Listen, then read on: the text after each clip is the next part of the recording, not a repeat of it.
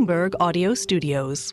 Podcasts, radio, news. President Trump is right to argue that Europe needs to increase its defense spending. The last Conservative government committed to raising defense spending to 2.5% by 2030. Will the Prime Minister finally match this commitment? Mr. Speaker, there is no more important duty than keeping the people of this country safe. Keir Starmer there, sparring with Kemi Badenoch in her first ever Prime Minister's questions as the leader of the opposition. They both say Britain needs to think about spending more on defence, while they debate Trump could supercharge the whole issue worldwide. Hello, you're listening to Bloomberg UK Politics. I'm Caroline Hepker. And I'm Yuan. Well, Keir Starmer is in Hungary today meeting other European leaders. And although he's escaped Parliament, he can't avoid that question of defence spending and national security. After Donald Trump's election win, it's a question which is echoing around Europe's capitals. The president-elect has a long history of saying other countries, particularly European countries, should rely less on America for their defence needs. And another leader at this gathering is Ukraine's Volodymyr Zelensky. Trump has said that he would end Russia's war, quote, on day one of his presidency, without stating how. So what do 4 more years of Donald Trump in the White House mean for global security and for defence here in the UK? Well, joining us now is Matthew Saville, who is Military Sciences Director at RUSI, the Royal United Services Institute. Matthew, good morning. Thanks for joining us on Bloomberg Daybreak, on the Bloomberg Politics podcast. Can you help us understand, firstly, why so many Europeans are anxious about a second Trump White House? Is Europe ready for Trump 2.0? Good afternoon. So I think the anxiety is over the perceived unpredictability of a second Trump administration, or indeed any Trump administration. Many of the themes that he covered in his first weren't that dissimilar from previous US policy, for example, on increased European defence spending as part of NATO. And that had already, in fact, started several years before he came in. But the way that he went about that kind of policy was often slightly confusing to those partners. He had obviously an abrasive style in his administration, but there was also a feeling that sometimes he would be quite mercurial in his decision making. And so in some respects, it's a question of their ability to interpret how they have worked with him and what that brings out of it. In terms of whether they're ready for it, I'm honestly not sure, because in truth, you would have expected to see significant changes in both European spending patterns and, for example, military readiness. Some years back, it's not as if they weren't warned that these were broader issues. And so you have to wonder if there's a degree of last-minute panic going on across Europe at the moment. And what does it mean for the future of NATO? You see some people suggesting an apocalyptic scenario where Trump pulls out of NATO, but assuming you think that's unlikely, is there still a danger of Trump quiet quitting, if you like, at NATO? Yes. I mean, I know that John Bolton, who was one of his national security advisors, has said that he does think Trump will pull out of NATO. He has certainly talked in those terms. And this is where you get into the unpredictability, because his defenders would say he's simply trying to apply some shock therapy. But the fact is, he could attempt to do so. The actual mechanism, of course, varies. So he could, in essence, if you like, US doesn't leave NATO, but if US military officers all get pulled from their postings, it has a similar effect. I think the problem with the US in NATO under Trump is that people have less confidence that it would play a significant role in the event of a crisis. And that is separate from the issue of whether Europe should be doing more to deal with its own security, which is absolutely a fair criticism, especially on the back of Ukraine. The UK has been a key backer of Ukraine. How does the Trump White House change that thinking around Ukraine, obviously the key conflict on European soil? Well, European countries overall have pledged roughly the same amount of support to Ukraine as the US has. But the bulk of the sophisticated and most significant weapons have been coming from the US. And I think the fear is that if they begin to reduce that significantly or even stop, that puts a huge hole in the plan to help the Ukrainians equip themselves.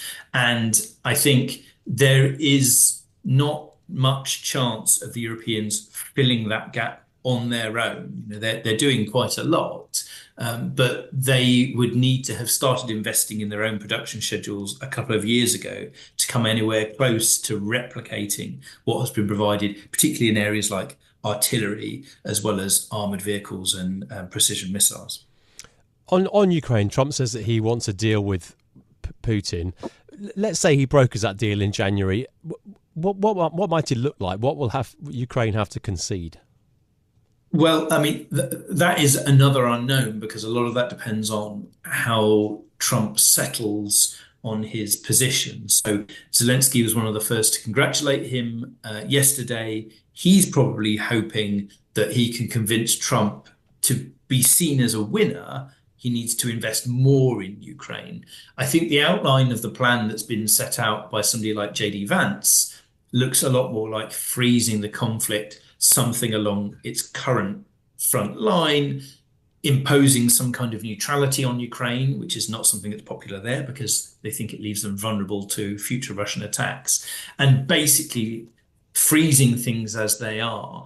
That would be politically very difficult to sell inside Ukraine. And it's the problem of Trump making clear that what he wants is a deal soon, is that time isn't on Ukraine's side at the moment.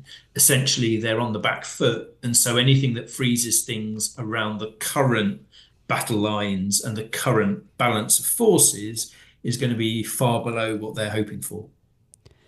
In terms of the Labour government, which is still not even a year old, will they fully commit to 2.5% of UK GDP being spent on defence? This is, of course, as the UK carries out the strategic defence review that was announced just after Labour came to power. It's being led by Fiona Hill, or deep involvement by Fiona Hill, who's a former Trump foreign policy advisor herself.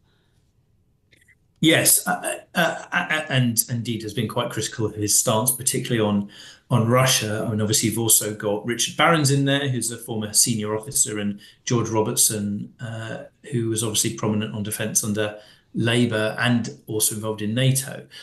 What the government has said is that they are committed to 2.5%, but critically, they haven't yet been prepared to set out what they call the pathway. In other words, actually, when will that target be hit? And what happens in each of the years leading up to it. And on the one hand, you can understand their position on that in terms of you need to know what the review says before, in their argument, you can make that commitment. Obviously, there is the counter argument from the Conservatives, which is that wouldn't you be better off committing the funding? And then that actually helps shape the definition and the contours of the review. So I can see that from both angles. I think the big problem is that in either case, defence has a current funding challenge. It has an equipment programme that the NAO says is going to go over budget. There's quite a lot of work to be done to actually create a solid foundation for any future spending, assuming that the Treasury and others can be convinced that's worthwhile. So already there are problems with the roughly £55 billion we spend a year on defence. But looking at that 2.5% target, is there a danger that a US less committed to Europe means that even that's not enough? I mean, I think probably yes. But there's always a challenge of why can't we get maximum value out of that now? I mean, we're the third biggest defence spender in NATO. I think Germany has just overtaken us. It doesn't feel like we get maximum value. I think the danger politically is that Trump comes in and, having previously said everyone needs to meet the 2% guideline, which NATO countries have agreed on, that a new, if you like, maybe arbitrary target of, say, 3% gets set, or else he will begin to, as you put it, quit NATO. And whilst I think there's a strong case that if European countries are talking about a situation that is as dangerous as during the Cold War, they're certainly not funding at those levels. I mean, we were at over 4% for large parts of the 1980s. But there doesn't appear to be the money, or at least the political will, to go to those huge, relatively speaking, levels of funding. And so what you might find is a political struggle where Trump might alight on something that seems quite arbitrary, and European countries can't meet it. Having said that, we've only recently had an election campaign. Defence didn't feature very highly. I look back to January when the UK's General Sir Patrick Saunders was talking about the idea of conscription. I mean, it got a lot of front page headlines, but it was severely criticised. Is it going to look like he might have been a little bit prescient? If the pressures in the world, the more turbulent and more dangerous world that we're in, perhaps come to pass? Well, I think the characterisation of that debate as an example is actually a good case of how defence isn't necessarily well served in terms of public discussion. Because, of course, what General Saunders would have said was that he wasn't talking about conscription. He was talking about how do you prepare your society for the need to replace parts of your army once you go to war, what he would call deeper resilience, because you start suffering casualties. So have you got the system ready to start recruiting people? The fact is that defence is constantly talked about as the first responsibility of government, but it is rarely accorded that kind of priority. It does take up a significant chunk of government spending. All governments would say that. But in terms of an election issue, as something that motivates people, in terms of something that is well suited, well served by public debate, it actually falls quite a long way down the list of priorities. I mean, in some respects, that's why institutions like RUSI exist, to try and help inform that public debate. But it is interesting that it is often still seen as a kind of niche issue. If Europe does ramp up its defence spending, is the capability there to fulfil all of those orders from the defence industry? In part, but in other areas, I think we've got real challenges in the UK and across Europe. So there are some suggestions that we should substantially increase the size of the Navy, for example. There's actually quite a healthy shipbuilding programme in train, spreading out over the next decade or more. But that's actually using up most of our remaining shipbuilding capacity in the UK. If you look at artillery production across Europe, or precision weapons, quite complicated missiles, guidance systems, explosives, Europe has discovered that, having donated lots of that equipment to Ukraine, that it doesn't have the capacity to replace them very rapidly, that it will take years. So this is part of the overall planning for rearmament that it turns out we haven't done serious thinking about, because years of relatively steady low use hasn't prepared us for a conflict where the entire army's supply of artillery shells would be fired in under a month at current rates based on Ukraine. That investment is now happening. New orders are being placed for precision-guided missiles, anti-tank weapons. The government's announced that they will bring back the ability to create, gun barrels and artillery barrels in the UK. But it's all going to take several years to begin to have an impact. OK, it's a conversation that we're sure to continue. Matthew, thank you for being with us this morning. Matthew Saville is Military Sciences Director at RUSI, the Royal United Services Institute. As we think about the challenges geopolitically under this new Trump White House, the rethinking that is going on in Europe and the UK. Well, that's it from us for today as the world contemplates defence in the age of Trump 2.0. If you like the programme, don't forget to subscribe and give it 5 stars so that other people can find it on Apple Podcasts, Spotify, or wherever you listen. This episode was produced by James Walcock and our audio engineer was Sean Gostamakia. I'm Yuan Potts. And I'm Caroline Hepker, and we'll be back with more tomorrow. This is Bloomberg.